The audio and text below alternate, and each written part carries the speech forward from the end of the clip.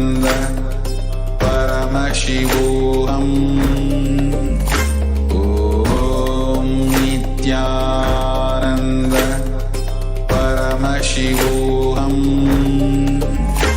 Om Nithyananda Paramashivoham. Om Nithyananda Paramashivoham. Om Nithyananda Paramashivoham. Om Nithyananda Paramashivoham. Om Nithyananda.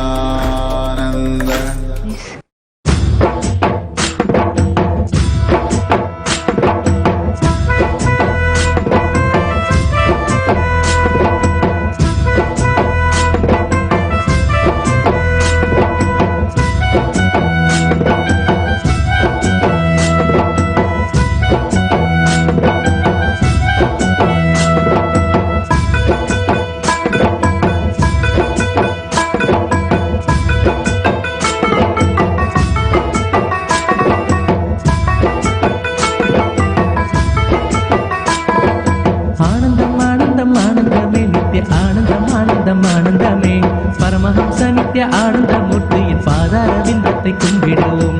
சத்குருவாய் வந்த சங்கரனுக்கு நாம் சரணங்கள் சொல்லி பாடிடுவோம்.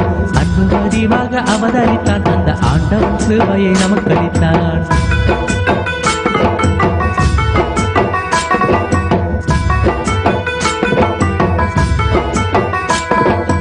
அண்ணாமலை அடிவாரத்திலே செய்து அண்ணாமலையாக அவதரித்தான். தியானத்தின் மூலமாய் நோய்களை தீர்த்திடும் திவ்ய ஸ்வரூபனை கும்பிடுவோம். தங்கும் சிவலோகம் தன்னை விட்டு அவன் தயவுடன் திரு அருணை வந்தான். அங்கும் இருந்திட விருப்பமின்றி இந்த அண்டம் முழுவதும் சுற்றி வந்தான்.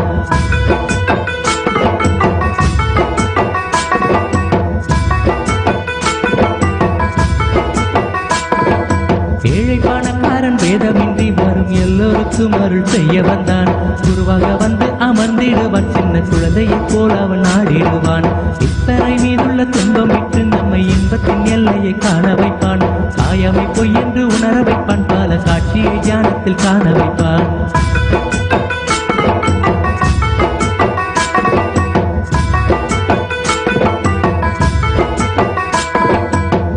சரீரத்தை விடுவதற்கு ஒரு நல்ல வழி தன்னை காட்டிடுவான். பெண்ணை உண்ணும் தீரு கண்ணனை போல் பல விந்தைகள் செய்து காட்டிடுவான். மாயங்கள் மந்திரம் ஏதுமின்றி பக்தர் மனக்கூரையாவும் நீக்கிடுவான். பக்தரை கண்ட பரவசத்தால் தன் பசியை கூட மறந்திடுவான்.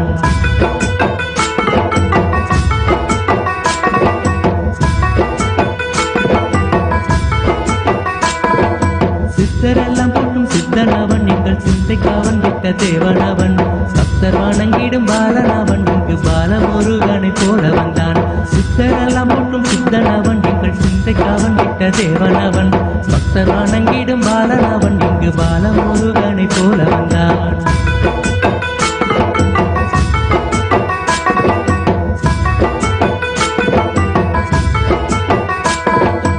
ஆனந்தம் ஆனந்தம் மந்திரமே அள்ளி ஊட்டிய அன்னைக்கு வந்தனமே. ஞானத்தை நல்கிடும் அருக்கரமே, ஞானத்தில் நமக்கினி ஏன் பயமே. துணியாதன் பிடிபட்ட மக்களுக்கே பணி செய்து நீக்குவார் நோய் நொடியே. அண்ணாமலை பெற்ற ஆரமோதே ஆடி பற்றிட ஆனந்தமே விழுதே.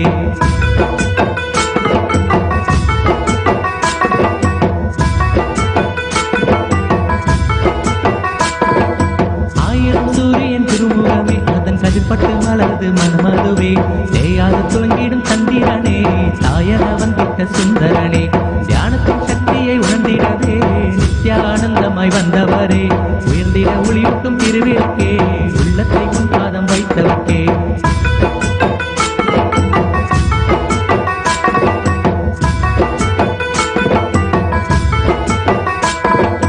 ஆடிடும் வேளையில் ஆயர்பாடி அழகன செய்கிறாய் நர்த்தனமே. கூடிடும் இடமெல்லாம் கோகுலமே, குத்தாடி குதிக்குள்ளும் குளிர்ந்திடுமே. செந்நிற காவியில் தண்டபாணி அந்த சிவகுருவாக தன் வடிவே. சென்னியில் பதித்திடு நின்னடியே, செங்கருவாகும் என் சிந்தையுமே.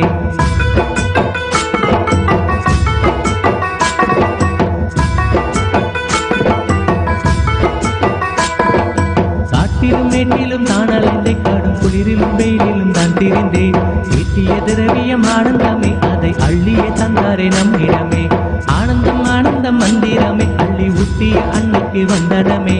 ஞானத்தை நல்கிடும் அருக்கரமே ஞானத்தில் நமக்கு இனி ஏன் பயமே.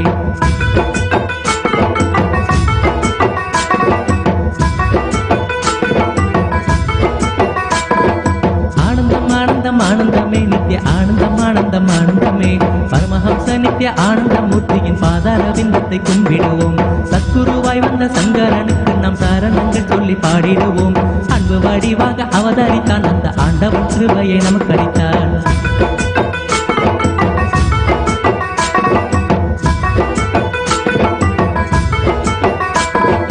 அண்ணாமலை அடிவாரத்திலே திரு அண்ணாமலையாக அவதரித்தான்.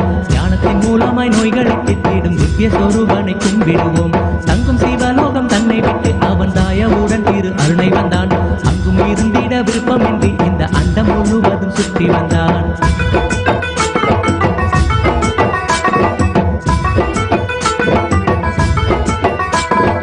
ஏழை பணக்காரன் வேதமின்றி வரும் எல்லோருக்கும் அருள் செய்ய வந்தான். குருவாக வந்து அமர்ந்திடுவான். சின்ன குழந்தையை போல் அவன் ஆடிடுவான். இத்தரை மீதுள்ள துன்பம் விட்டு நம்மை இன்பத்தின் எல்லையை காண வைப்பான். தாயவை பொய் என்று உணர வைப்பான். பல காட்சியை தியானத்தில் காண வைப்பான்.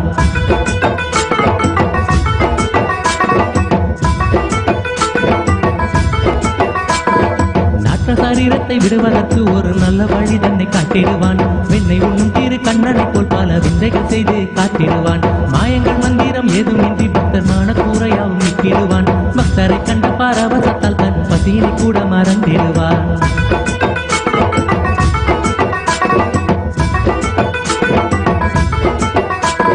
சித்தரெல்லாம் போட்டும் சித்தனவன் நீங்கள் சிந்தைக்கு அவன் விட்ட தேவனவன். பக்தர் வணங்கிடும் பாலனவன் இங்கு பாலமுருகனை போல வந்தான். சித்தரெல்லாம் போட்டும் சித்தனவன் நீங்கள் சிந்தைக்கு அவன் விட்ட தேவனவன்.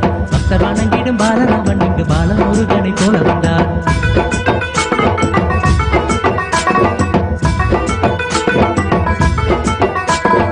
ஆனந்தம் மந்திரமே அள்ளி ஊட்டிய அன்னைக்கு வந்தனமே.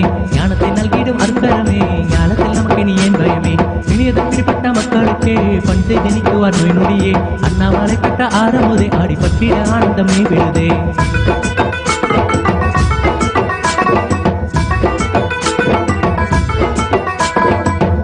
சூரியன் குருமுகமே அதன் கல்பட்டு மலர்ந்து மனமருவே.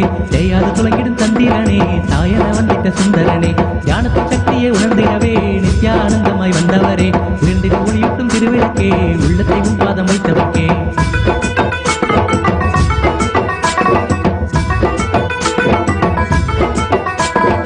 ஆடிடும் வேளையில் ஆயர்பாடி அழகான செய்கிறாய் நர்த்தனமே. கூடிடும் இடமெல்லாம் கோகுலமே புத்தாடி புதுக்குள்ளம் குளிர்ந்திடுமே. வெண்ணிற காவியில் தண்டபாணி அந்த சிவகுருவாகத்தான் உம்படிவே. சென்னியில் பதித்திரு நின்னறியே செங்கருவாகமின் சிந்தையுமே.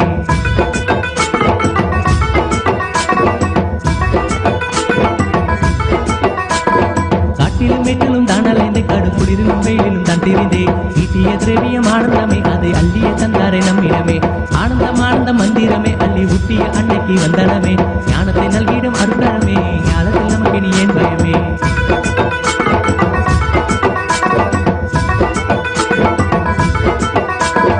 ஆனந்தம் ஆனந்தமே நித்ய ஆனந்தம் ஆனந்தமே. பரமஹம்ச நித்ய ஆனந்தமூர்த்தியின் பாதார விந்தத்தை கும்பிடுவோம். ஆனந்தம் ஆனந்தமே நித்ய ஆனந்தம் ஆனந்தமே. பரமஹம்ச நித்ய ஆனந்தமூர்த்தியின் பாதார விந்தத்தை கும்பிடுவோம்.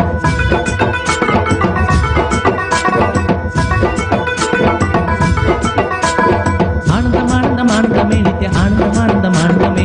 பரமஹம்ச நித்ய ஆனந்தமூர்த்தியின் பாதார விந்தத்தை கும்பிடுவோம். ஆனந்தம் ஆனந்தமே நித்ய ஆனந்தம் ஆனந்தமே. பரமஹம்ச நித்ய ஆனந்தமூர்த்தியின் பாதார விந்தத்தை கும்பிடுவோம்.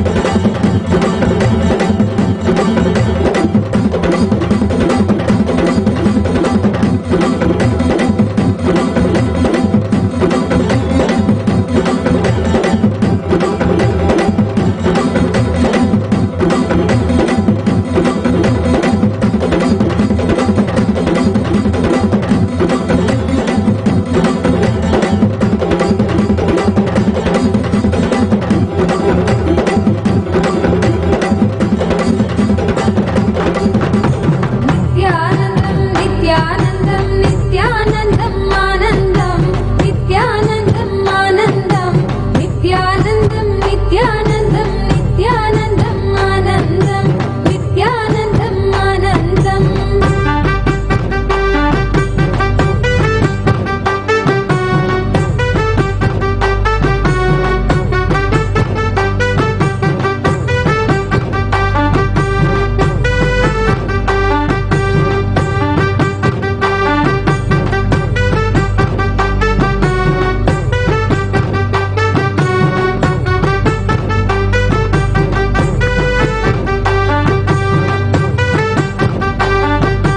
நித்யம் தியானம் ஆனந்தம் எல்லாம் நித்யானந்தன் தந்தவரம் சத்தியமாக ஆனவிதம் செய்தால் வினைகள் ஓடிவிடும் ஆனந்த கந்தம் வாசம் செய்திடும் நித்யானந்தத்தை தானித்திடும் ஆனந்தம் ஞானத்தை தந்துவிடும் நித்யம் தியானம் ஆனந்தம் எல்லாம் நித்யானந்தன் தந்தவரம் சத்தியமாக ஆனவிதம் செய்தால் வினைகள் ஓடிவிடும் ஆனந்த கந்தம் வாசம் செய்திடும் நித்யானந்தத்தை தியானித்திடும் ஆனந்தம் ஞானத்தை தந்துவிடும்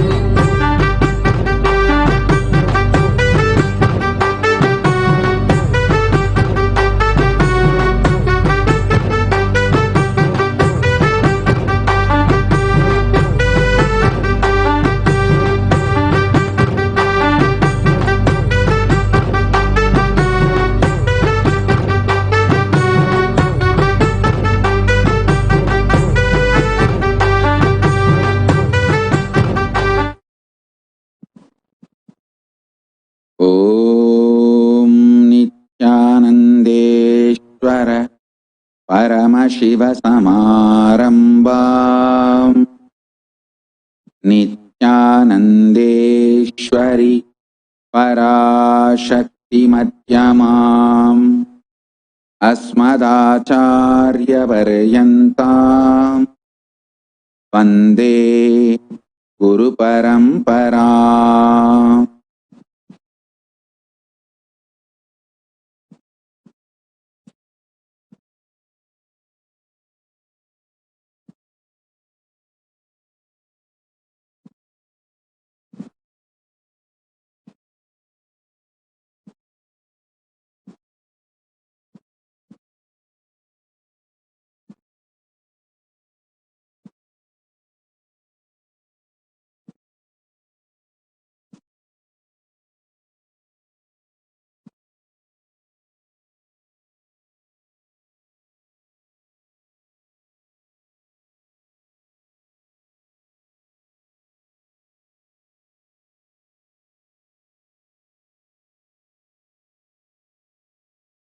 I welcome you all with my love.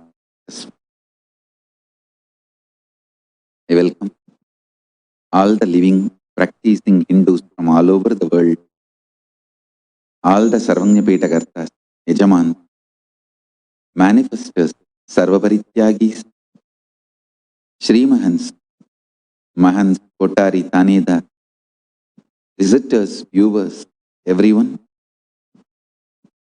sitting with us, all the Paramashivoham, Season 9 participants, and Paramashiva Ganas, everyone sitting with us through Kailasa TV, Kailasa's NTV, Kailasa's HNTV, and other social media platforms. I welcome all of you with my love and respect.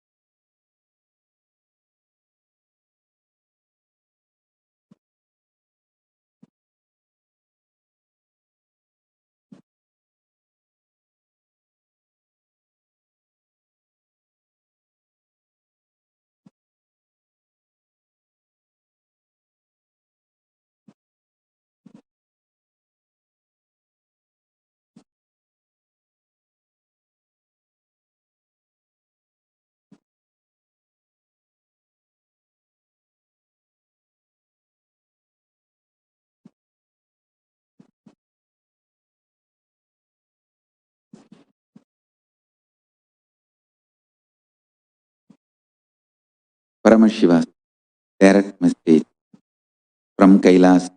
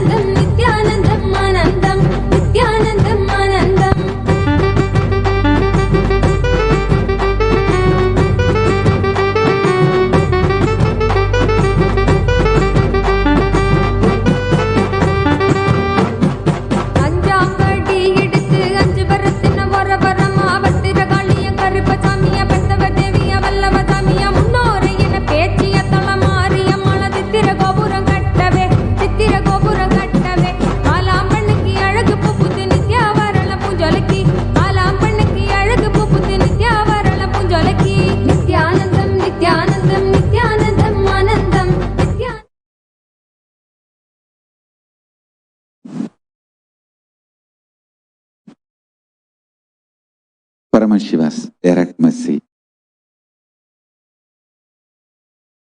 from Kailasa. Listen.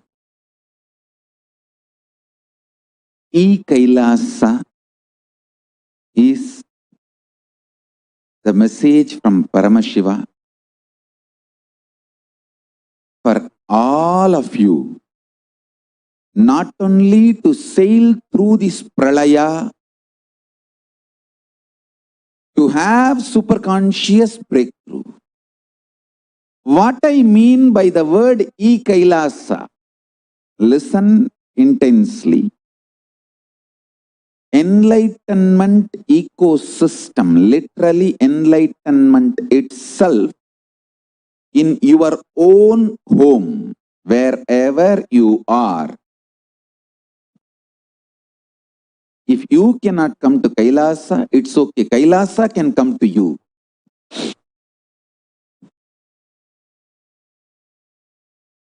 If you cannot come to Kailasa, Kailasa can come to you.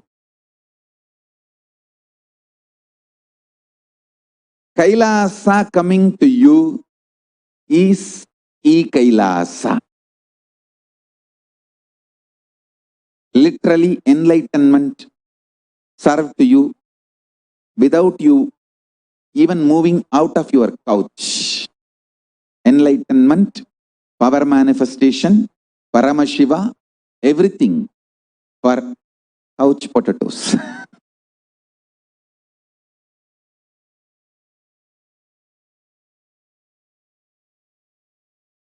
Siddha means in Sanskrit two meaning, boiled and enlightened.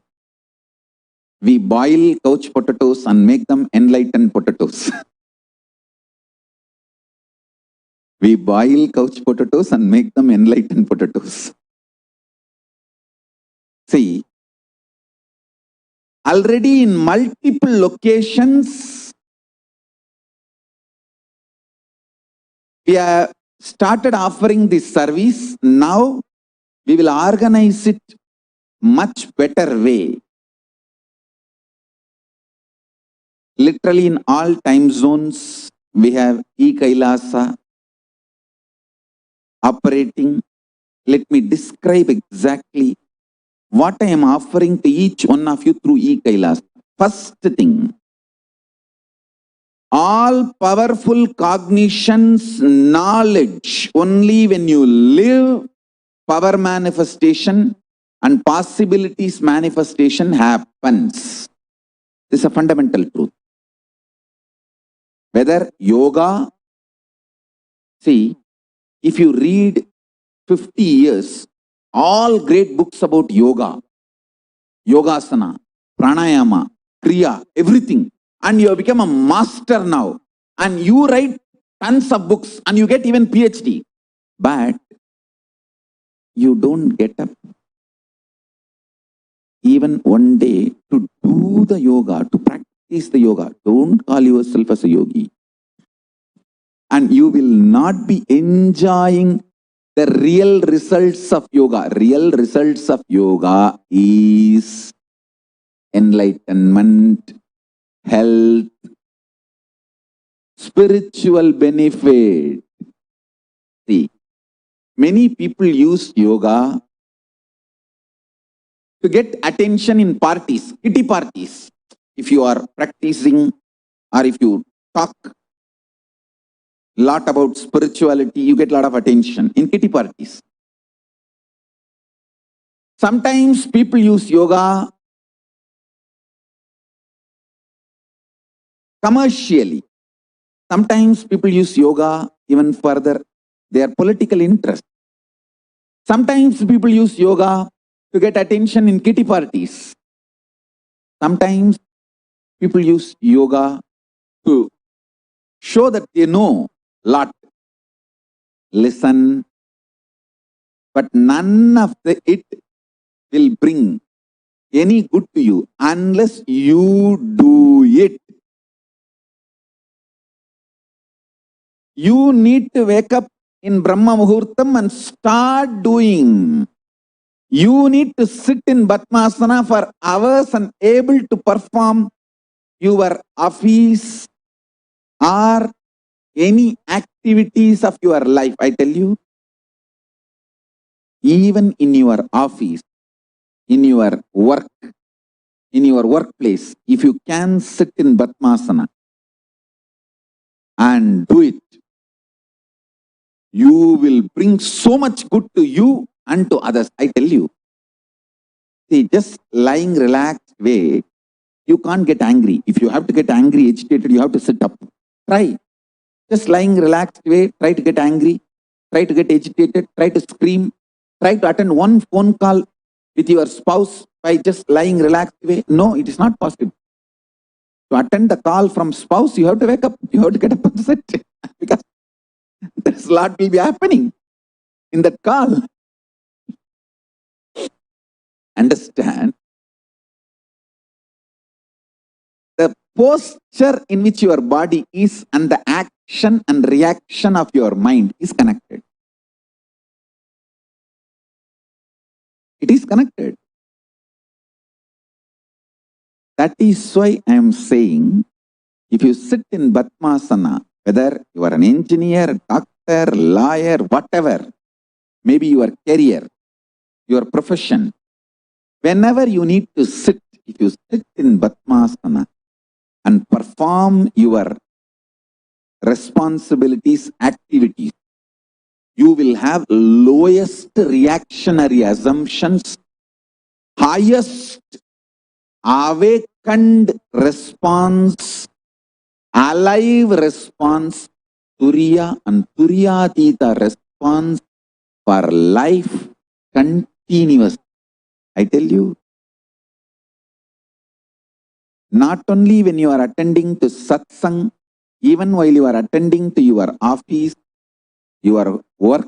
Now, of course, all of you, at least most of you work from home. Even if you are working from office, try to sit as much as possible in Padmasana. Make yourself fully awake, alive. One great thing is the best possible state of consciousness means fully charged state of you can be achieved when you sit in Padmasana. That is why I insist, when you are attending to the satsang, when you are attending satsang, start sitting in Padmasana. May I request all of you, all over the world. Now come to Padmasana, sit as much as you can. After a few minutes, if you change the posture, it's okay. But start. Start. Understand? Only if you start practicing, yoga brings the result. Powerful cognitions, only when you start living, it manifests as powers.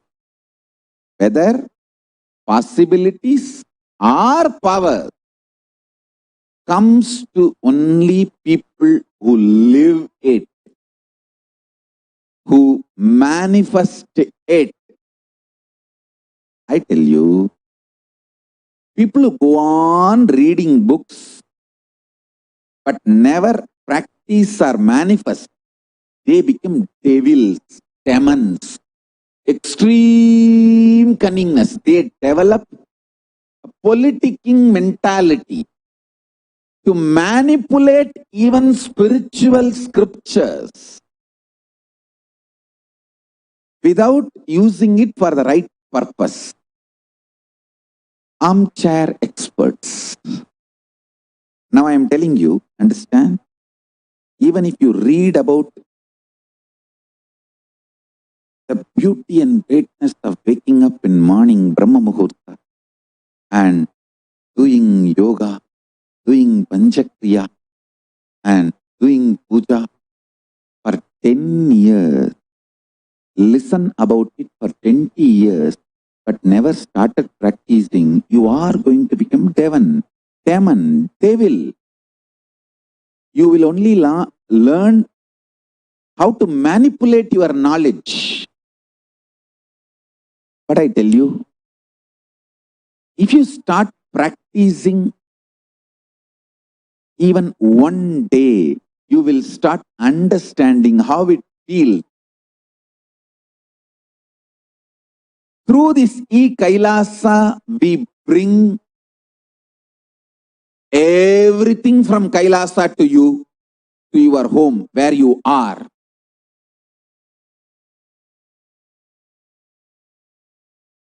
Everything we bring.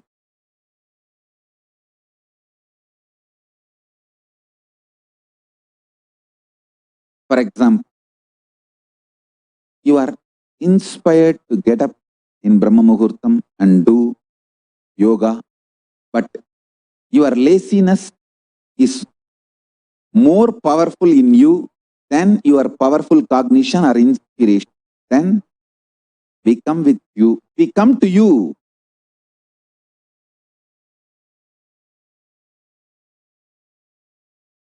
To give proper customized spiritual service, helping you to complete with your laziness pattern. We have detailed understanding about why laziness, why tiredness, why boredom, why you don't feel like getting up early morning. See, I myself received this knowledge from my gurus and applied it in my life and experienced it.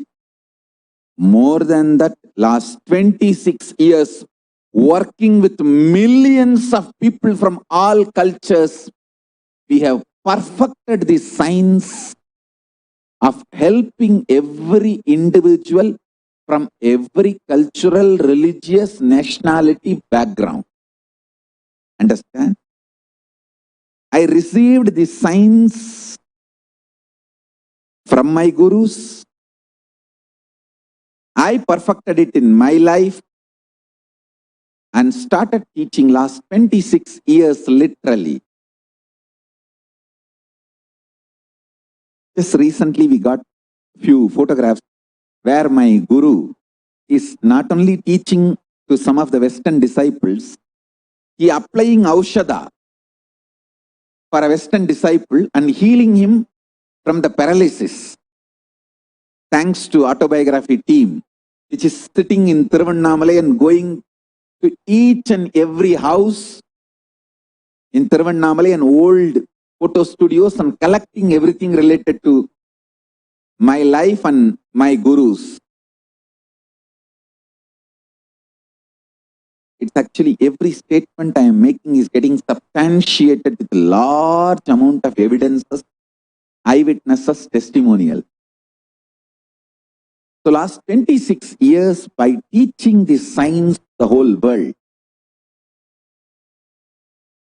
we perfected, due to our expertise in working with literally human beings from all cultures, all religions, all backgrounds, all nationality, how to help people from various culture, various background, various nationality, various health level,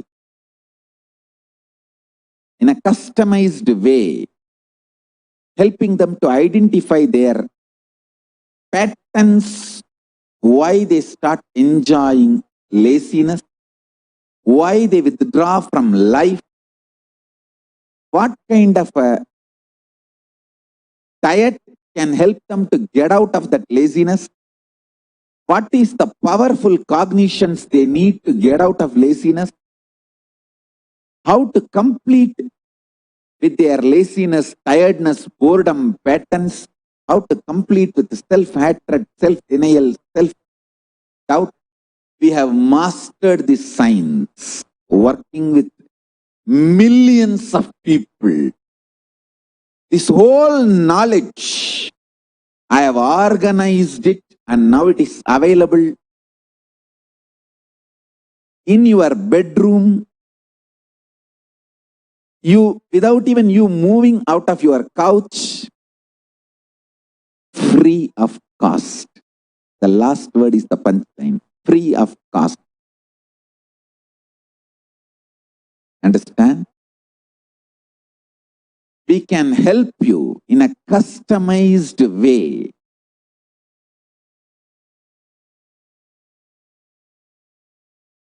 to identify why your laziness, tiredness, boredom, life negative patterns are more stronger than your inspiration, energy, powerful cognition.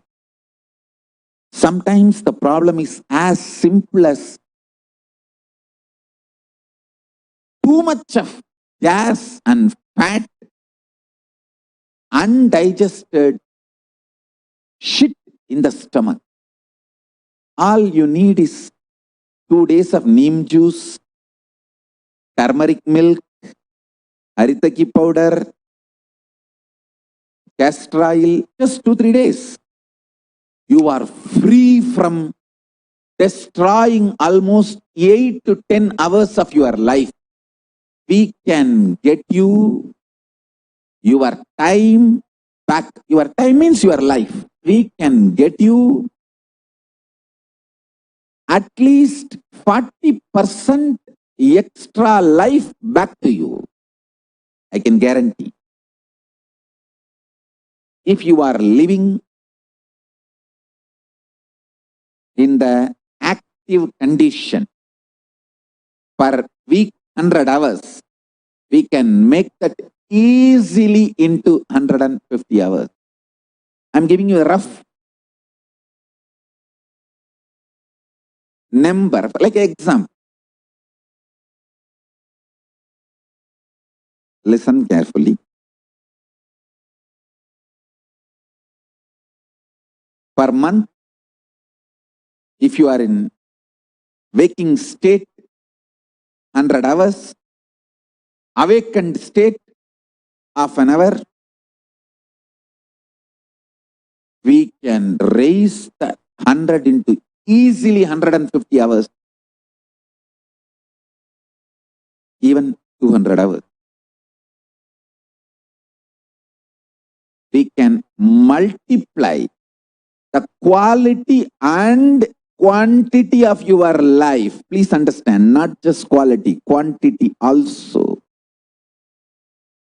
If you experience only half an hour Turiya, awakened state per month, we can drastically raise that into at least 25 hours.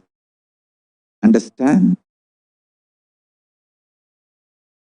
Wherever you are, we can help you through e-services. First, helping you to identify your root patterns of suffering. Why life negativity? Why withdrawal from life? Why self-hatred, self-denial, self-doubt? Why so much of tiredness, laziness?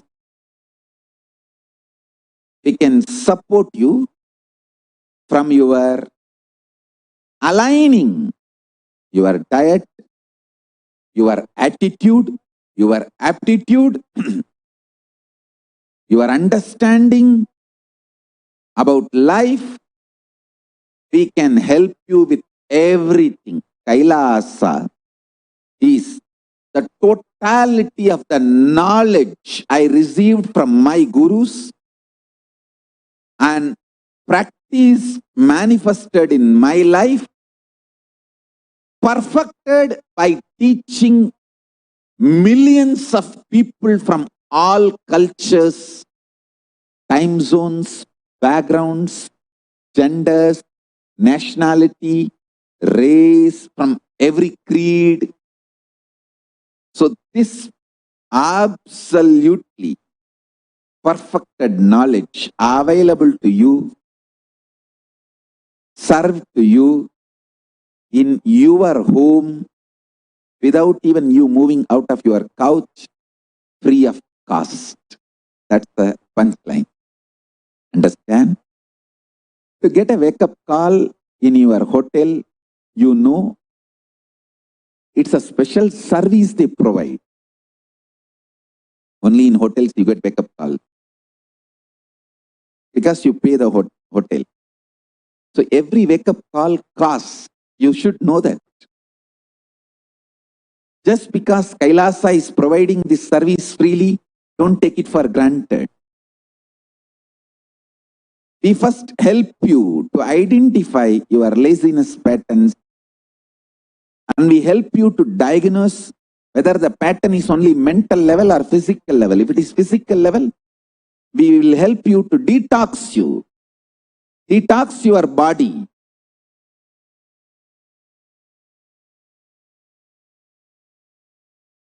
Through haritaki, castor oil, neem juice, the spiritual prasadas from Paramashiva, and give you complete spiritual support. And then during morning Brahma Muhurta, exact Brahma Muhurta, we give you wake-up call. If you miss 1 or 2 days, it's okay. We will support you again, inspire you, encourage. We won't give up. Step by step, we make sure you move from your couch, along with your couch, to Kailasa. Couch to Kailasa. Kailasa sitting in your couch. Like yesterday and today we are celebrating Sundaramurti Nayanar's Guru Puja. He went to Kailasa sitting on his white elephant. Same way, you can go to Kailasa sitting on your couch.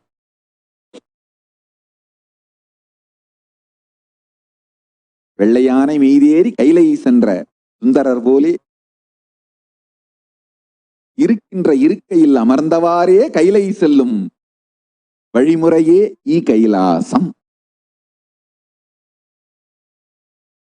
Kailasa provides this spiritual service to you. Understand? The service you are receiving drastically increases the quality of your life, quantity of your life,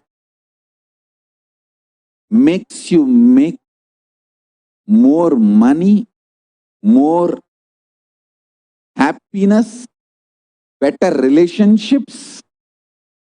Because when we remove all the irritation, anger, feeling violated, toxins from your system, all your relationships become amazing, matured, great. Understand? We get you health. We get you ability to build beautiful relationships in your life. We get you direct spiritual support, and we make sure you become wealthy. Understand? E Kailasa brings everything, and once you start living the spiritual routine, we will make sure you manifest powers of Paramashiva. We won't stop just good life, giving you just good life. We will literally not stop till you live enlightened life. Manifesting the state of Paramashiva, space of Paramashiva, powers of Paramashiva, being of Paramashiva. I have the photographs of my Guru teaching yoga to his Western disciples and applying Aushadha to heal the person from paralytic attack. The person had a paralytic attack, so he was applying Aushadha. You can see in his hand, he himself personally applying Aushadha and healing that person.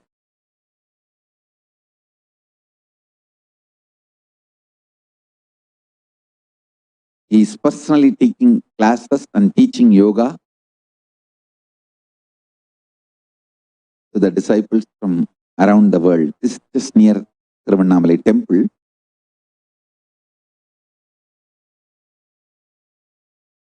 Thanks to autobiography team, they got more photographs.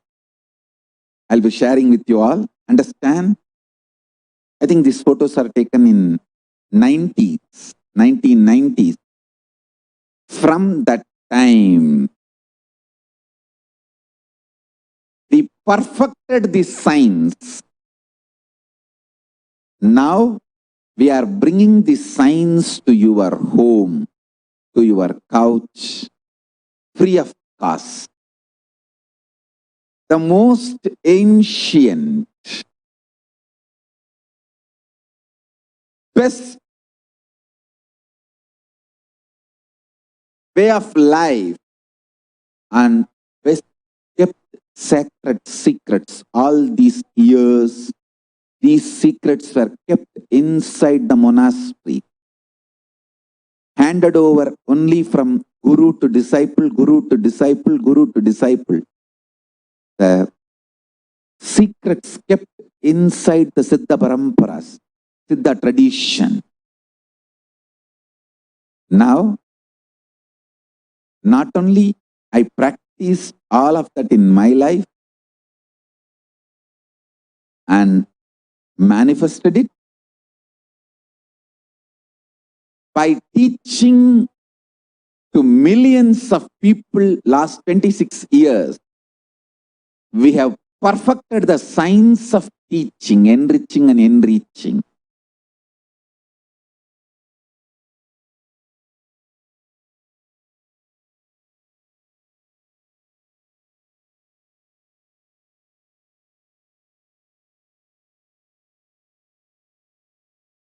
Asajjana, sajjana sangi, sangat karoti, tu satyam abhiha satyam, pushpashrayat sambhu, shiro atiruta bibilika, sumbadi chandra bimbam.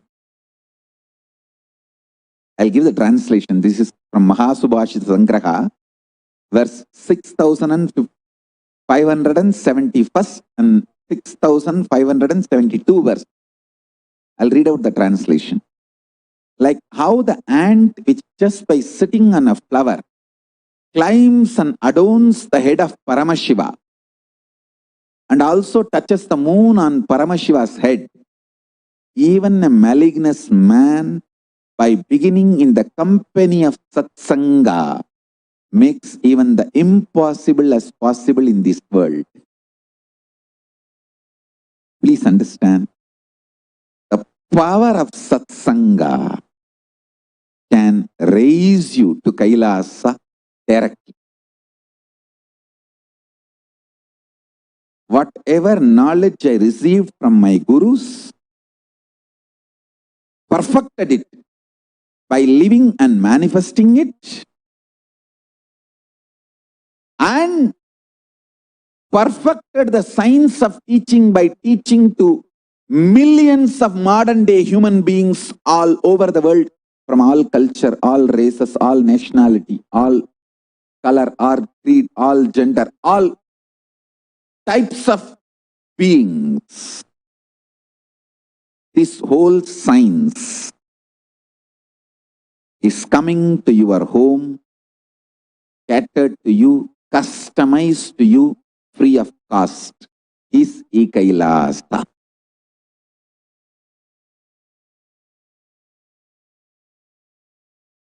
We were providing this service last many years. Now in an organized way we are beginning in 100 places from today, expanding it to 108 places, time zones. Please send an email to Kailasa for e-passport. We provide e-passport, and which is free of cost, and we provide all these services. Free library service, free e-Gurukul, free completion sessions, very customized. Guided meditation process personally by me, and Vakyartha Sadas. So please sign up for e-passport and avail of this. Kailasa.org/e-passport right now. I'll give you time now, few minutes. Please sign up now. Even if you signed up earlier, please sign up now, because from today we are organizing and providing these services through Zoom. The e-Kailasa services are beginning from today. So even if you have signed up earlier, please sign up now again, so we can start providing from today the e-passport and e-Kailasa services.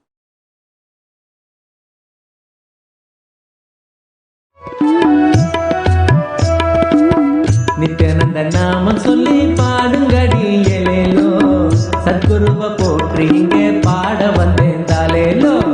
Nityananda நாமம் சொல்லி பாடுங்கடி ஏலேலோ, சத்குருவ போற்றி இங்கே பாட வந்தேன் தாலேலோ. நல்ல நல்ல தியானம் தந்து நம்ம கரை சேர்த்தாரு, நம்ம கரை சேர்த்தாரு, நம்ம கரை சேர்த்தாரு. என்றும் நித்திய ஆனந்தமா உசுருக்குள்ள பூத்தாரு, என்றும் நித்திய ஆனந்தமா உசுருக்குள்ள பூத்தாரு, உசுருக்குள்ள பூத்தாரு. சாமியோட வார்த்தை எல்லாம் ஒவ்வொன்றுமே மந்திரம், சாமி பெற்ற கேட்க வானம் கூட மண்ணில் வந்திடும். சாமியோட வார்த்தை எல்லாம் ஒவ்வொன்றுமே மந்திரம், சாமி பெற்ற கேட்க வானம் கூட மண்ணில் வந்திடும். சாமியோட சிரிப்பு சத்தம் பூமி மொத்தம் மயங்கிடும், சாமியோட சிரிப்பு சத்தம் பூமி மொத்தம் மயங்கிடும். என்ன சொல்ல வார்த்தை இல்ல உசுறு பாடும் வந்தனோ, என்ன சொல்ல வார்த்தை இல்ல உசுறு பாடும் வந்தனோ, உசுறு பாடும் வந்தனோ. என்று நம்ம சாமியோட அன்புக்கு இங்கே கிடையாது, மடியில தாலாட்டிடும் தாயாகவும் ஆனாரு. என்று நம்ம சாமியோட அன்புக்கு இங்கே கிடையாது, மடியில தாலாட்டிடும் தாயாக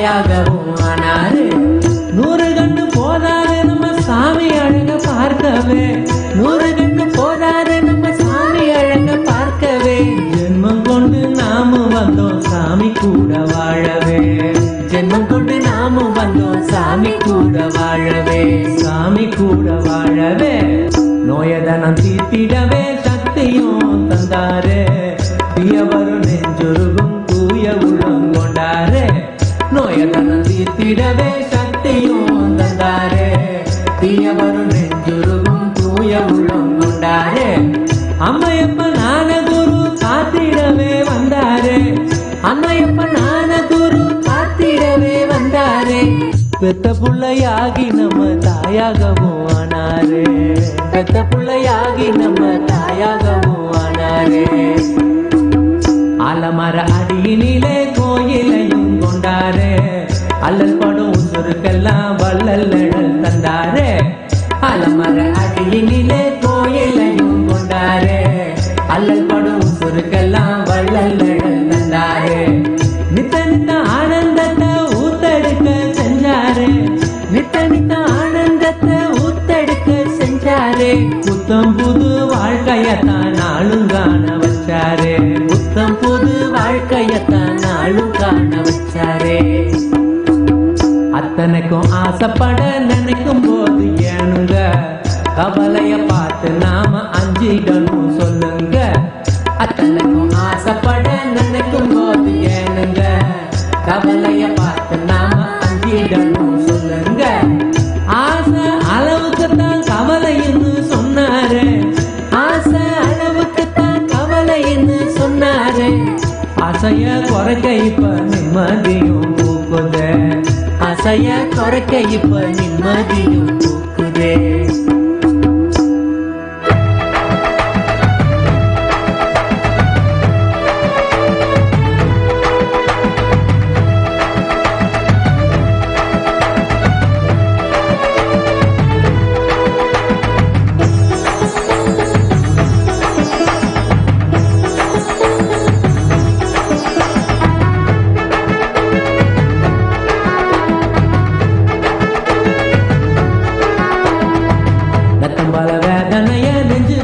கொண்டோமே துக்கம் தரும் மனச கொஞ்சம் சாமி தேட சொன்னாரு.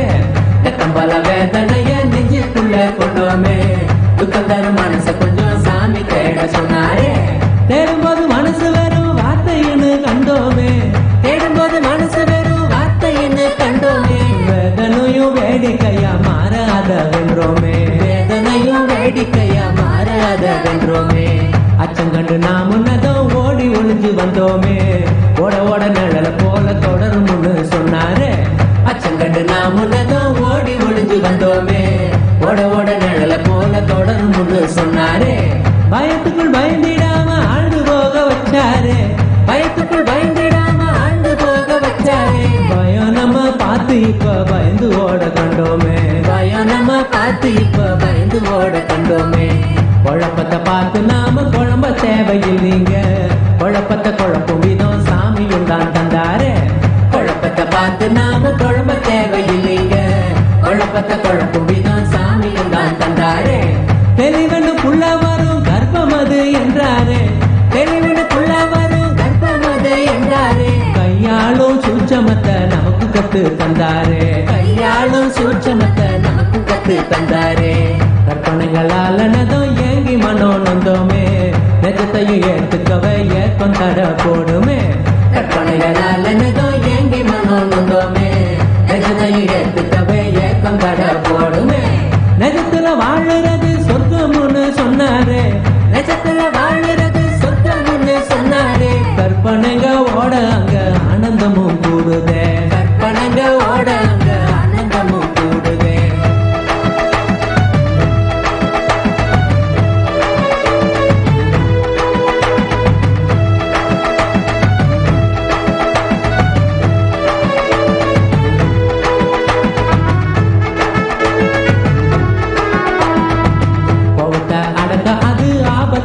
போகுமே சவமா மாறும் கோவம் எல்லாம் மீறும் போதுமே. கோவத்தை அடக்காது ஆபத்தாக போகுமே. சவமா மாறும் கோவம் எல்லாம் மீறும் போதுமே. கோவம் ஒரு சக்தின்னு சாமியும் தான் சொன்னாரு. கோவம் ஒரு சக்தின்னு சாமியும் தான் சொன்னாரு. கட்டுப்படும் வண்டி மாடும் ஊரு சேரும் என்றாரே. கட்டுப்படும் வண்டி மாடும் ஊரு சேரும் என்றாரே. நான் கடவுள் என்று சொல்ல நானும் வரல கேளுங்க. நீங்களும் கடவுள்னு காட்ட வந்தேன் பாருங்க. நான் கடவுள் என்று சொல்ல நானும் வரல கேளுங்க, நீங்களும் கடவுள்னு காட்ட வந்தேன் பாருங்க.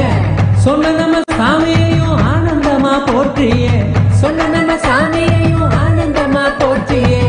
உசுருல காலம் மட்டும் பாடிடுவோம் எலேலோ, உசுருல காலம் மட்டும் பாடிடுவோம் எலேலோ, உசுருல காலம் மட்டும் பாடிடுவோம் எலேலோ, உசுருல காலம் மட்டும் பாடிடுவோம் எலேலோ.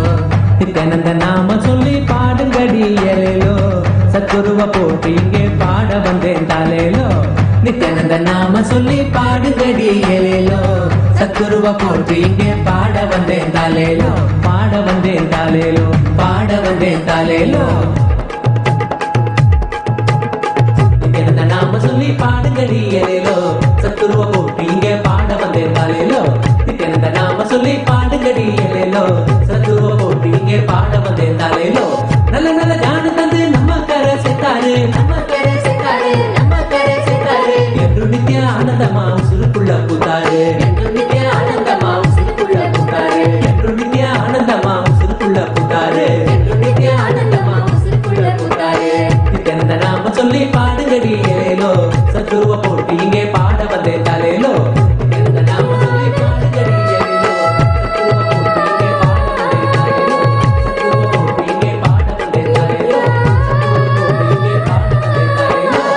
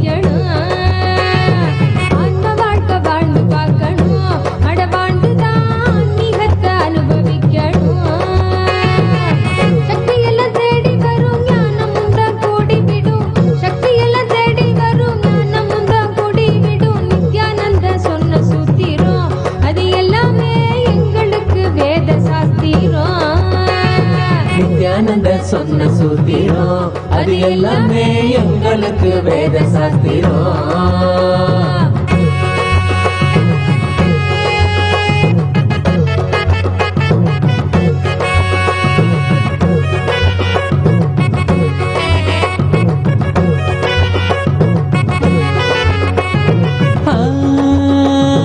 பக்தியுடன் பாடிடும் பிரார்த்தனையும் சோஸ்திரம் நித்யனவன் காலடியில் கொண்டு நம்ம சேர்த்திடும். பக்தியுடன் பாடிடும் பிரார்த்தனையும் சோஸ்திரம் நித்யனவன் காலடியில் கொண்டு நம்ம சேர்த்திடும். செய்யும் அந்த தியானம் அது சித்தம் தெளிவாக்கிடும், சித்தம் தெளிவாக அது தெய்வீகத்தை கூட்டிடும். செய்யும் அந்த தியானம் அது சித்தம் தெளிவாக்கிடும், சித்தம் தெளிவாக அது தெய்வீகத்தை கூட்டிடும்.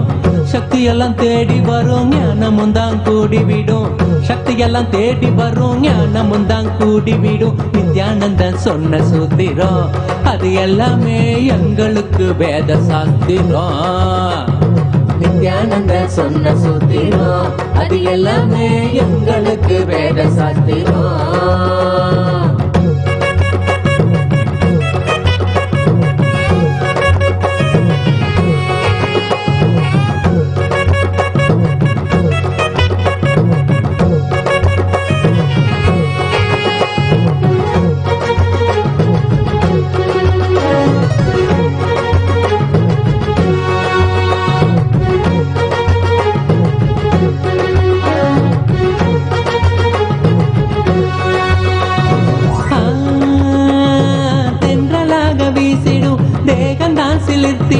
சொந்தமாக்க எண்ணி விட சேர்ந்திடாம ஓடிடும். தென்றலாக வீசிடும் தேகந்தான் சிலிர்த்திடும் சொந்தமாக்க எண்ணிவிட சேர்த்திடாம ஓடிடும் கைகளும் துறக்க அது கனிவுடனே நிறைஞ்சிடும் இதயத்துக்குள்ள இனிதாக வரும் ஆனந்தம் கைகளும் துறக்க அது கனிவுடனே நிறைஞ்சிடும் இதயத்துக்குள்ள இனிதாக வரும் ஆனந்தம் சக்தியெல்லாம் தேடி வரும் ஞானமும் தான் கூடி விடும் சக்தியெல்லாம் தேடி வரும் ஞானமும் தான் கூடி விடும் நித்யானந்த சொன்ன சூத்திரம் அது எல்லாமே எங்களுக்கு வேத சாஸ்திரம் நித்யானந்த சொன்ன சூத்திரம் அது எல்லாமே எங்களுக்கு வேத சாஸ்திரம்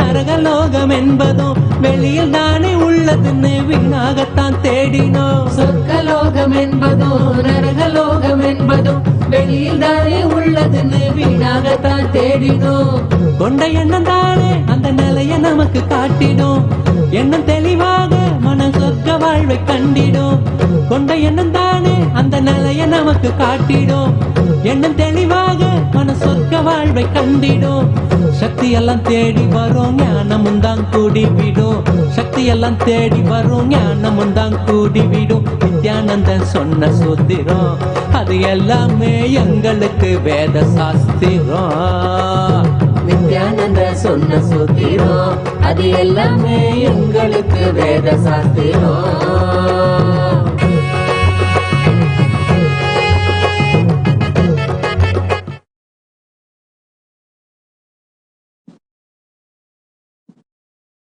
Understand? Whole world should become e-Kailashians. Because we need to cater this enlightenment science to the whole world wherever they are. If you are interested in enlightenment, we will immediately bring this to you. If you are not interested, we will explain the whole science, inspire you and make you interested in enlightenment science. Understand?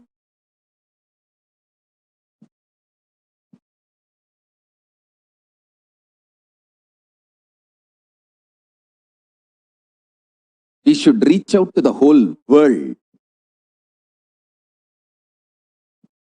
and make the whole world as e-Kailashians.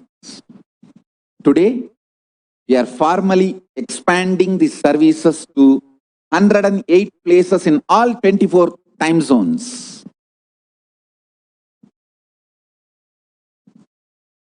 Next 1 week, we are dedicating it to organizing ourselves and expanding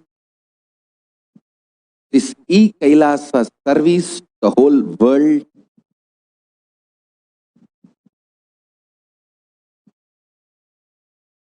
Reaching out at least to 1 million people. Every human being should be given the science of enlightenment. Enlightenment is birthright of human being, all human beings. Kailasa is responsible to provide that to all human beings. Enlightenment is the birthright of all human beings. Kailasa is responsible to provide that to all human beings.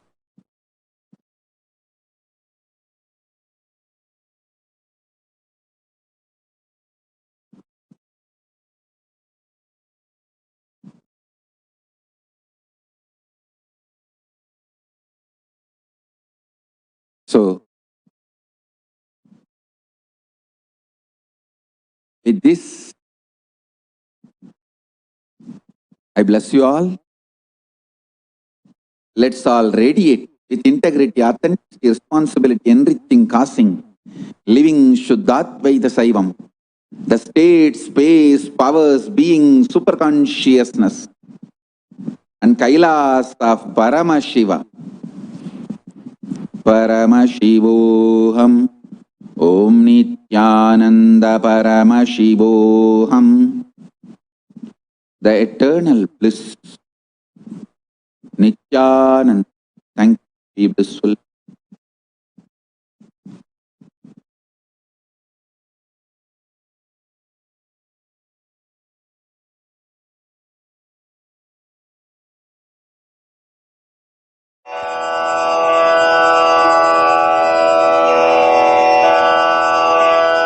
श्रीकैलासोन्नतद्वादशान्तश्यामलापीठारूढ श्रीमीनाक्षिसुन्दरेश्वरा भिन्नस्वरूप परशिवपुत्ररत्न Kumar गुरुमण्यतुल्यावतार श्रीपार्वतीस्तन्यपानलब्धदिव्यज्ञान विश्रुतसकलनिगमागमसारभूतद्राविडवेदप्रवक्त्रे श्रीमत्परमशिवकरुणासमधिगतमुक्तामयचतुरश्रयान् गीयमानछत्रचामर श्रीचिह्नकाहलादिसमस्तबिरदावल्यलङ्कृत ज्ञानविज्ञानचक्रवर्ती सर्वजनसङ्घसद्यो निर्वाणदीक्षा व्ययापवर्गवर्ष विश्राण Jimuta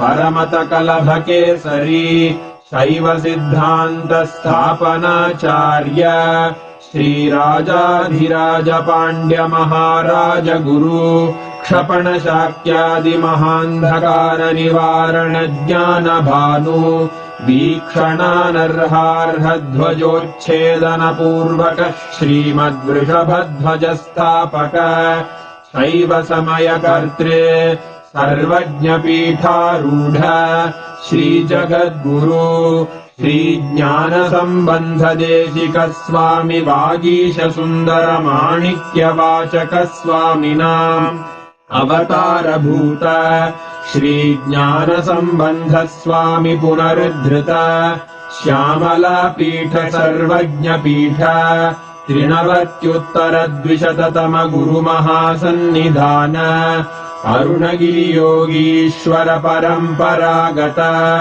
Arunachal सर्वज्ञपीठ गुरुमहासन्निधान Kailash परम्परागत काञ्ची कैलास सर्वज्ञपीठ त्रयस्त्रिंशदुत्तरद्विशततम गुरुमहासन्निधान नित्योत्सव नित्यमङ्गल नित्यकल्याण नित्यरजित कैलास परम्परागत आदिकैलास नित्यानन्दपीठ महासंस्थान महासिंहासन पीठकर्तः साक्षात् श्रीपरमशिव समुद्भूत कैलास परम्परागत वैवस्वतमनुइक्ष्वाकु हरिश्चन्द्र भगीरथ श्रीरामचन्द्र शूरसेन इत्यादि अनवच्छिन्न सार्वभौम चक्रवर्ति परम्परागत चतुष्षष्टि योगिनी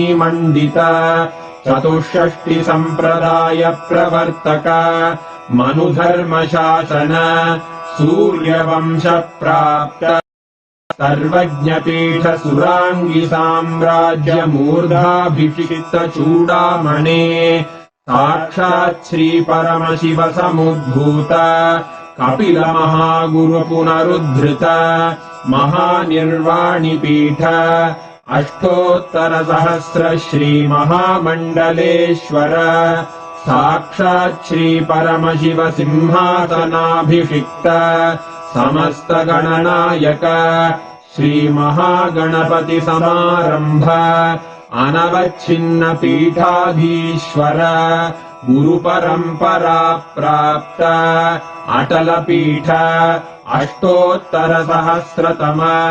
अष्टोत्तरसहस्र श्री अटलपीठाधीश्वर धर्ममुक्तिस्वर्गपुरस्वर्णपीठ त्रयोविंश गुरुमहासन्निधान कैलास परम्परागत आदिपीठ सर्वज्ञपीठ जगद्गुरो श्रीकैलास पुनरुद्धारक श्रीकैलास परमाचार्य श्रीमत्परमहंस परिव्राजकाचार्यवर्य सच्चिदानन्द प्रणव स्वरूप श्रोत्रिय ब्रह्मनिष्ठ श्रीमज्जगद्गुरु श्रील श्री भगवत् श्री नित्यानंद परमशिव श्री ज्ञान संबंध देशिक परमाचार्य स्वामिन् अत्रागत्य परिपाल्य च अस्मान् विज्ञान वितरणेन विजयी भव जय जय।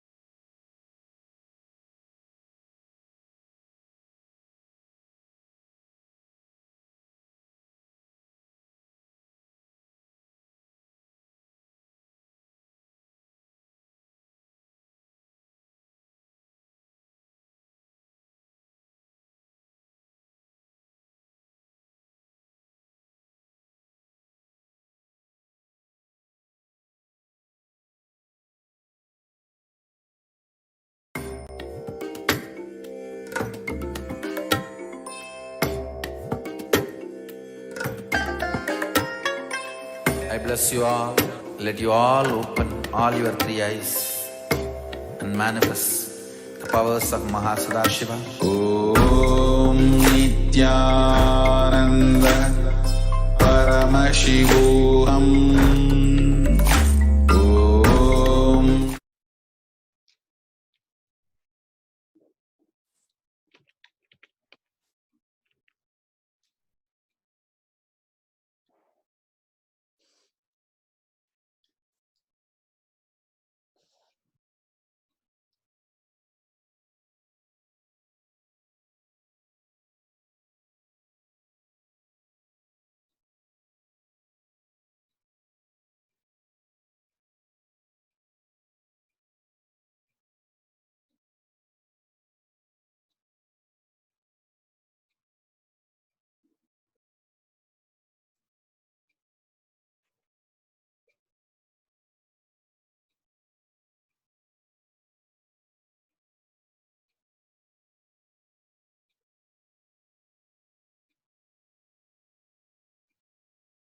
Nithyananda, let's start the power manifestation session. Let's sit straight. Remember Paramashiva in your third eye. And let's start with Sadguru Vandanam.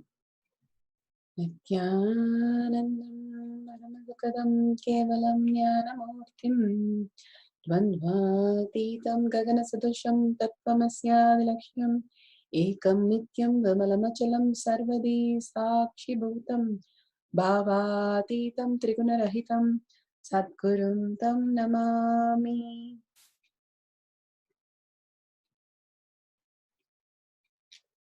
Nithyanandam, such a beautiful darshan, initiation, and satsang's powerful cognition for us to go beyond this pandemic fatigue, the reactionary assumptions, all the hate speech inside us, upon us, by us.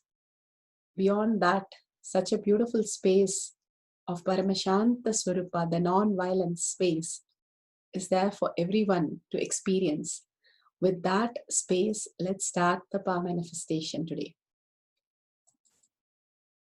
First, we'll go to the security measures and disclaimers. Please read the security measures.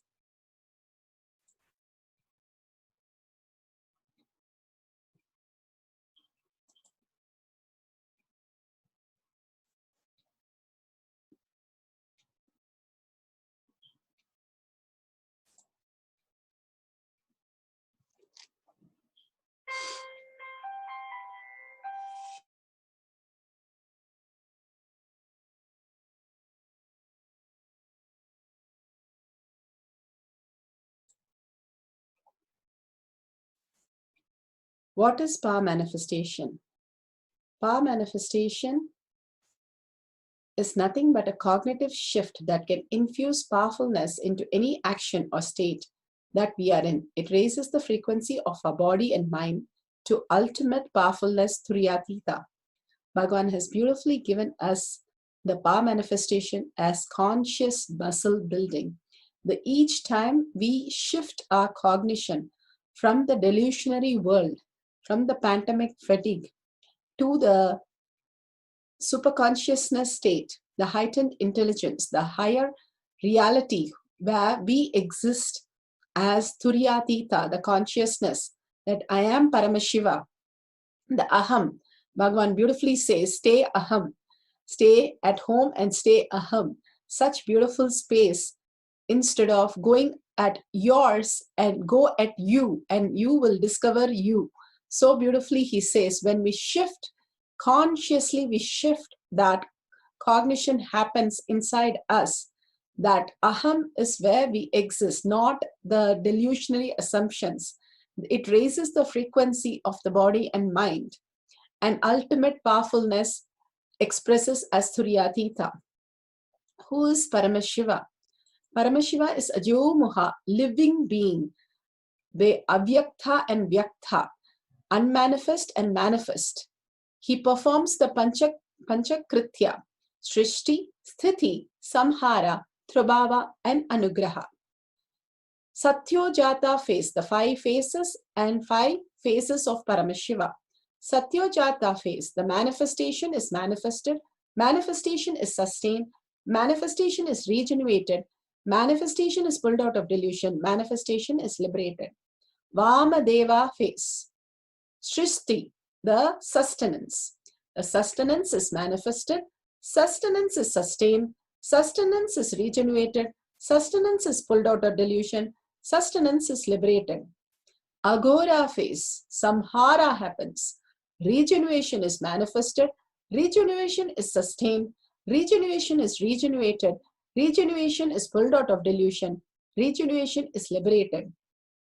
Tat Purusha phase, Throbhava happens. Throbhava is manifested, delusion is sustained, delusion is regenerated, delusion is pulled out of delusion, delusion is liberated. The Anugraha, liberation, Ishana phase. Anugraha is manifested, Anugraha is sustained, Anugraha is regenerated, Anugraha is pulled out of delusion, and Anugraha is liberated. Paramashiva, who has come down as our Guru, Swamiji, His Divine Holiness Bhagavan Nithyananda Paramashivam. His Divine Holiness Bhagavan Nithyananda Paramashivam is a reviver of Kailasha, the ancient enlightened civilization, the great cosmic borderless Hindu nation. He is an avatar from and is a supreme pontiff of Hinduism. His Divine Holiness Bhagavan Nithyananda Paramashivam has made science of power manifestation, yoga, temple-based university for humanity. So which an order of Kailasha led by His Divine Holiness Bhagavan Nithyananda Paramashivam and Nithyananda order of monks, nuns, and Hindu diasporas are working for the global peace and give superconscious breakthrough to humanity.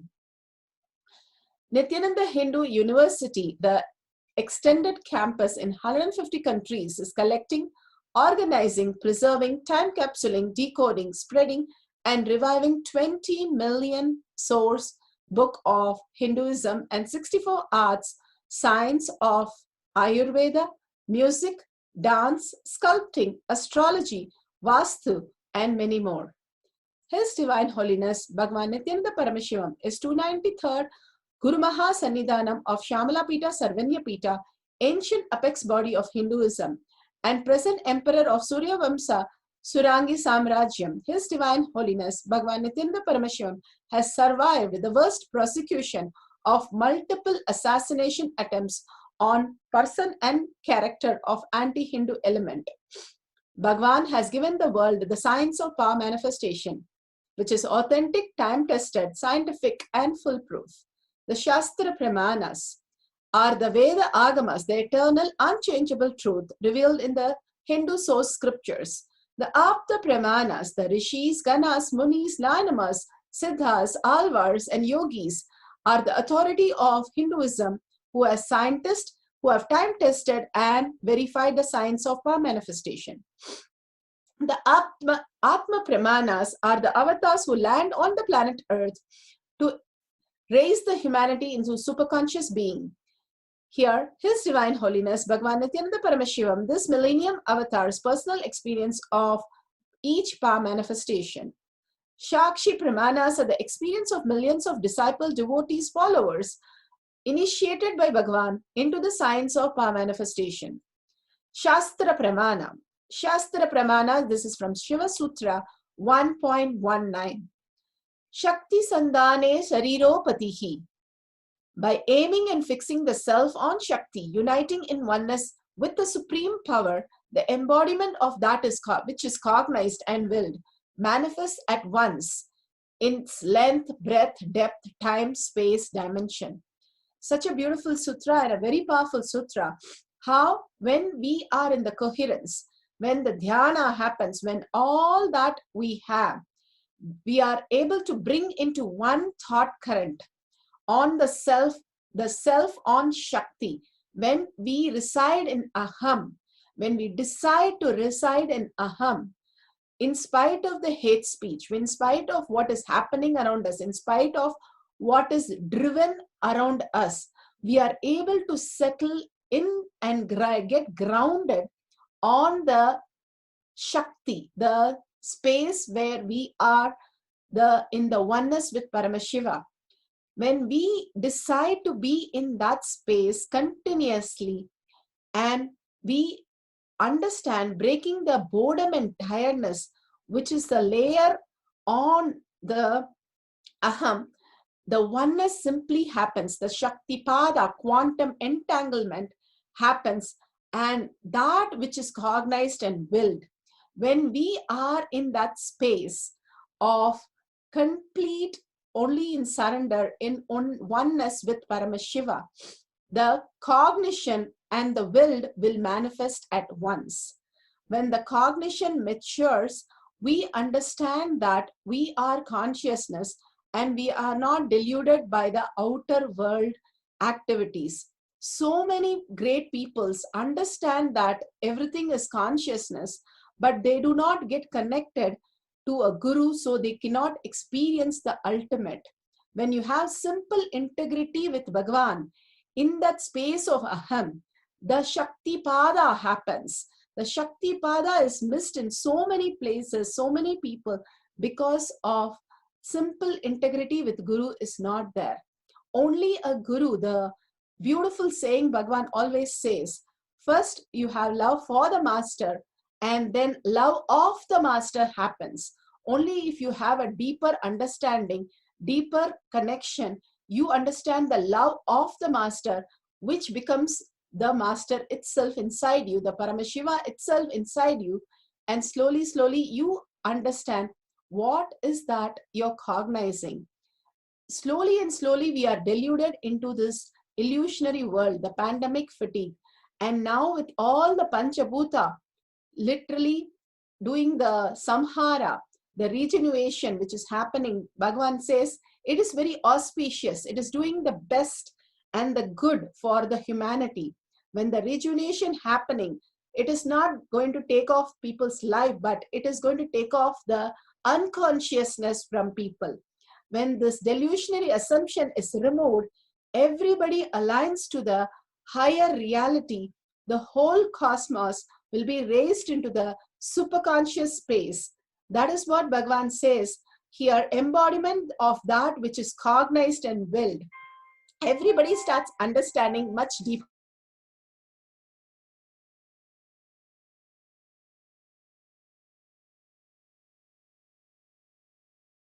Sorry for the technical. Everybody starts understanding much deeper and start living for the higher reality as their primary space and primary execution of action, that everything is happening as a manifestation of Shakti. Again and again, there is nothing for us to achieve or do or claim or we attest our identity. There's only one thing for us to do is contribute and contribute, where the you is more happening than yours. When you start focusing on you rather than yours, Bhagavan says, unclutch happens so beautifully. The unclutch is from your to you. Only the dropping of one small letter and simply you are in the aham and you are in the oneness of Paramashiva. And so beautifully guided by Bhagavan. Again and again, when we understand the higher reality, we are not disturbed by anything which is happening around us, and we are very grounded into the space of enjoying the Paramashiva, your Guru space, your own space as your Guru inside you. The Paramashiva space inside you becomes more authentic than anything else. You enjoy that as the ultimate, melt in that as the ultimate. Simply that melting takes you to the higher cognition and make you understand the reality of manifesting at once any of this dimension, length, breadth, depth, time or space, which is just matter, which can be changed as we willed when we are in oneness with Paramashiva. Such a beautiful Shastra Pramana from Shiva Sutra, the Apta Pramana, the Pusala Nayanar. Pusala Nayanar was one of the greatest Nayanar where he did not have money to build a temple, and he built the temple in his depth. Every day he will come back home and take the Agama book, and as per Agama, he built the temple inside his heart. Every day, sincerely, he would sit and completely every bit of it, he would sculpt inside his heart. Hridayeshwar temple. And when Paramashiva was called to inaugurate the temple, consecrate the temple, the very same day the king had called when he built the greatest temple. But Paramashiva told in the king's dream that he has another appointment, and king comes running to see who is that who is building a greater temple than me, that Paramashiva wanted to go. And he realized how Pusalar Nayanar beautifully built the temple in his heart. And to the greatest surprise, Pusalar Nayanar's temple was taken out from his depth and placed as real temple. Even now, everybody can go and see the temple is available in the South India.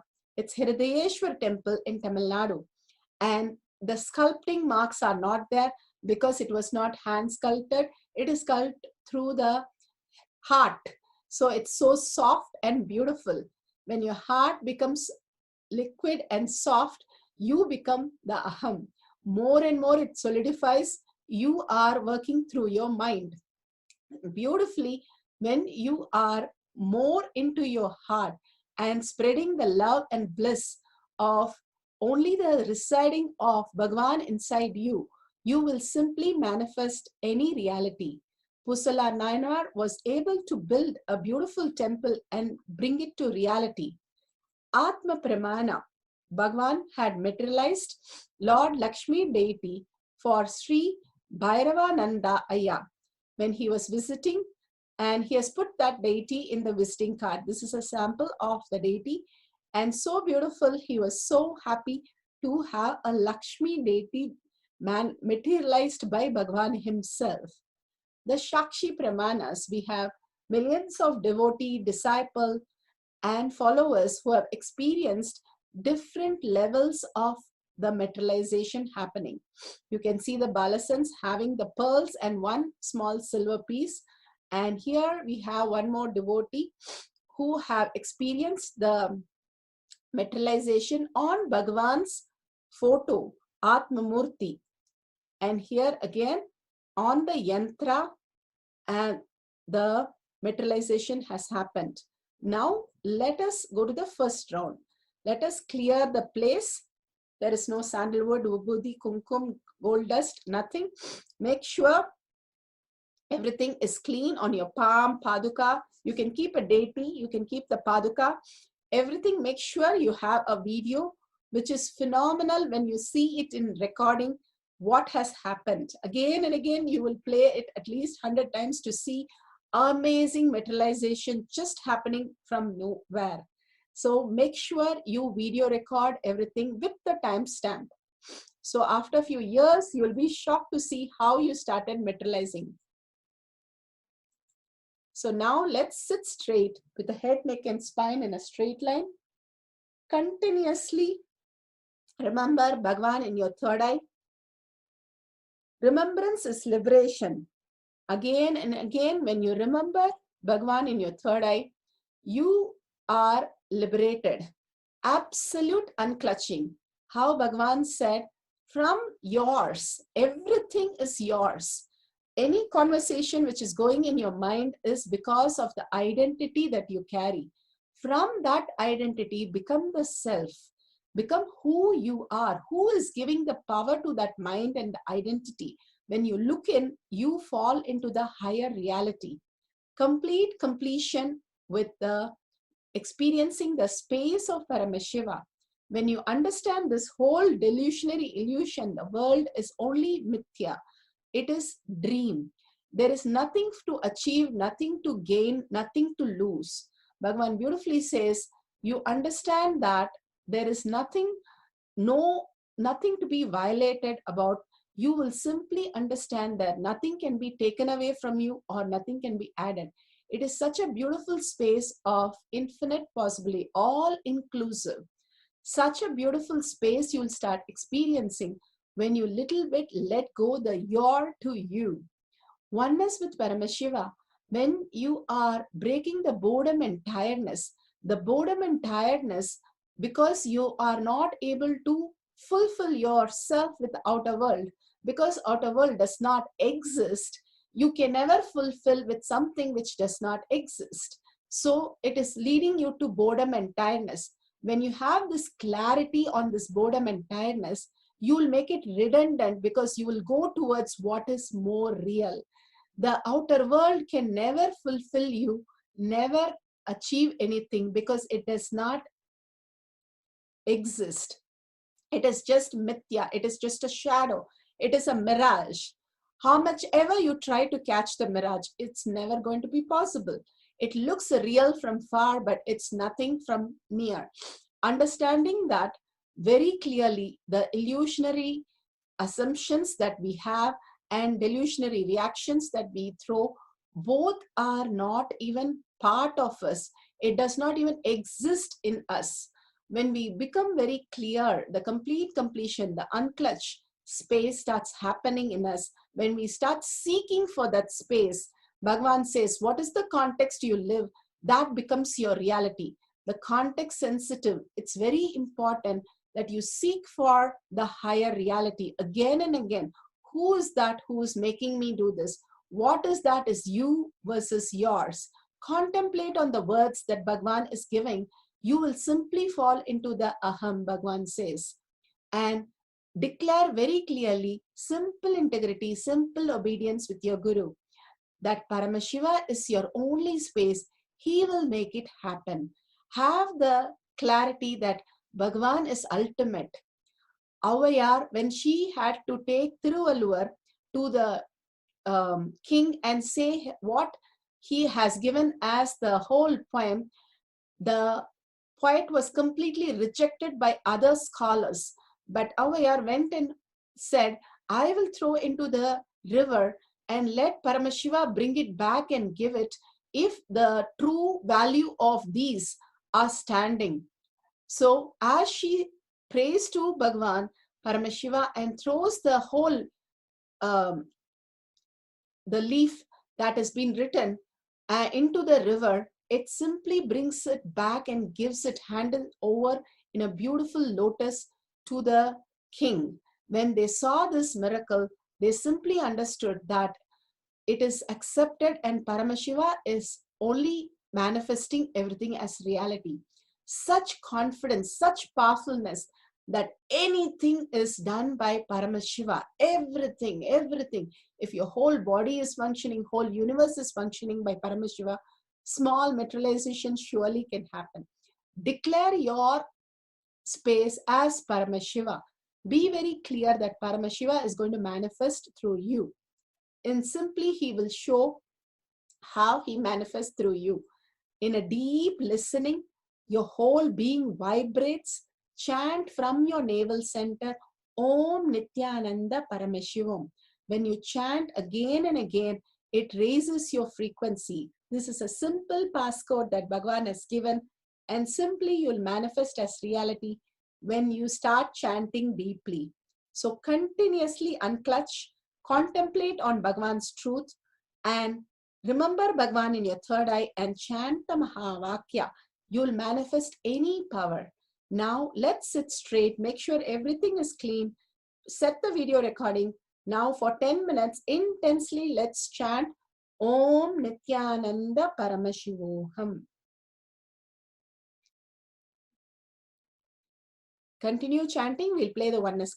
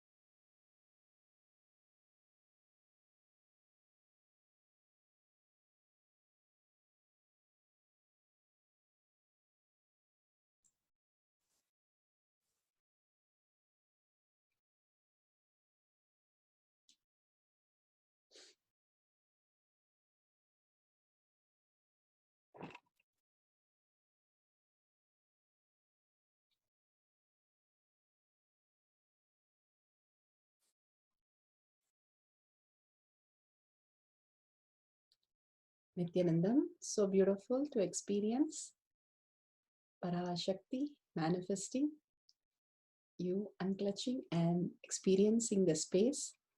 Have the will persistence continuously. That is why it says cognize and build.